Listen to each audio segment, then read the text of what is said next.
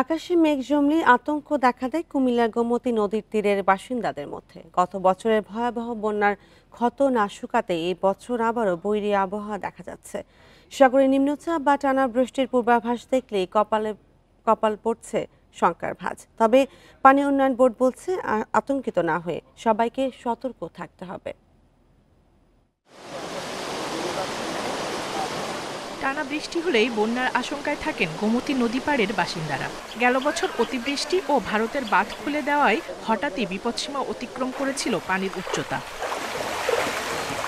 2024 সালের 22 আগস্ট রাতে গোমতী নদীর পানি 113 সেন্টিমিটার উপরে উঠে যায়। বাঁধ ভেঙে ডুবে যায় শতাধিক গ্রাম, ফসলি জমি। ঘর ছেড়ে বিভিন্ন জায়গায় আশ্রয় নিতে হয় ওই এলাকার বাসিন্দাদের। নদীর ভিতরে যারা আছে তারা কিন্তু আতঙ্ক এখনই আরম্ভ হয়ে গেছে। যখন বৃষ্টি হইতে আছে তারা কিন্তু আতঙ্ক দিন দিন বাড়তে আছে। ভয় তো লাগবে, ভয় দিয়ে কি করবো, থাকতে হইব, অবশ্যই অনেক। কোথায় যাব, যাবার জায়গা নেই। আমরা খুব আতঙ্কের মধ্যে, রাতে ঘুম হয় না আমাদের। আমরা খুব টেনশনে আছি এগুলো নিয়ে, কখন ঘুমতে পানি বেড়ে যায়, কখন আমাদের ঘর বাড়ি আবার চলে যায় আগের মতন।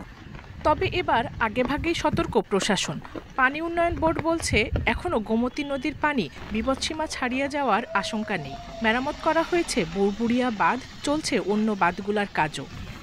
আপাতত এই সপ্তাহ বা এক দুই সপ্তাহের মধ্যে নাই, কিন্তু আসলে ওই অগাস্ট মাসে কি হবে বা বর্ষাকালে পুরোপুরি ভরা বর্ষা কী হবে, এই ফোরকাস্টিং তো এত আগে দেওয়া সম্ভব না।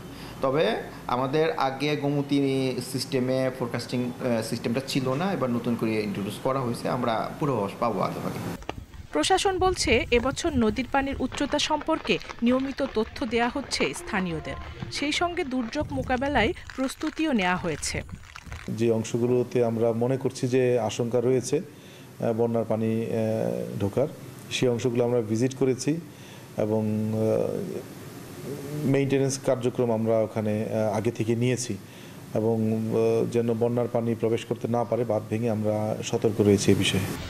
উপকূলীয় জেলা না হলেও এখন কুমিল্লার মানুষ প্রতিদিনই নজর রাখছে আবহাওয়ার খবরের দিকে। Independent news.